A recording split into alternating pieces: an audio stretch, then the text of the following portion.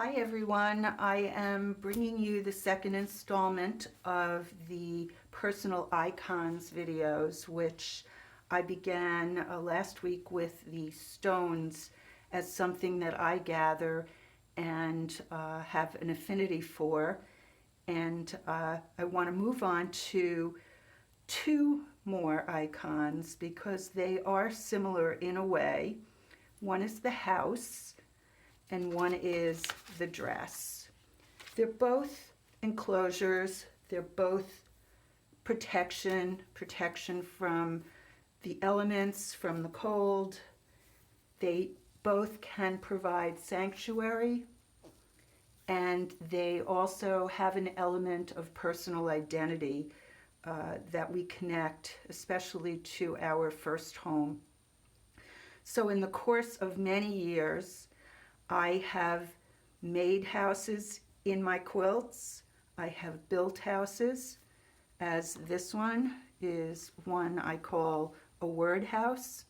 I have lots of images of this and other houses on my website, and a lot of these quilts are also on my website. And each house has a word inside, and this one, based on a visit to a really cool junk shop in New Hampshire years ago, I call Inspire.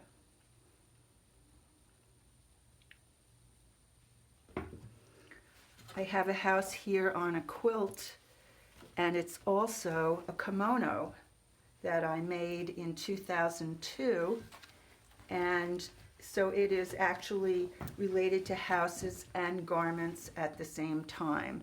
It is actually a very wearable piece, even though it's something that I just exhibit or hang for display, but it started me on using the kimono and the coat as a canvas for personal narratives. And I also have history with the garment from earlier, when I was making books and using the dress as a metaphor for some personal history. And I have actually adapted this dress into something much more iconic, in the sense that I used this format to create what I would call a joyful dress, and it is used in this piece, which is a patchwork with many pieces of hand-dyed fabric around a very simple Asian pattern.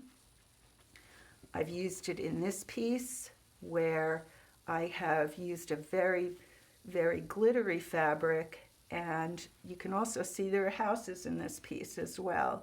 These images recur in my work, and I urge you to figure out which ones recur in your work. Here's another one of the joyful dress, and at the bottom is my house, which is like a southwestern style adobe.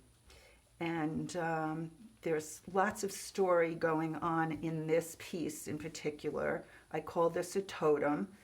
And the course that I teach talks to you about finding your icons, your personal symbols for things that you are attached to, and use them in your work.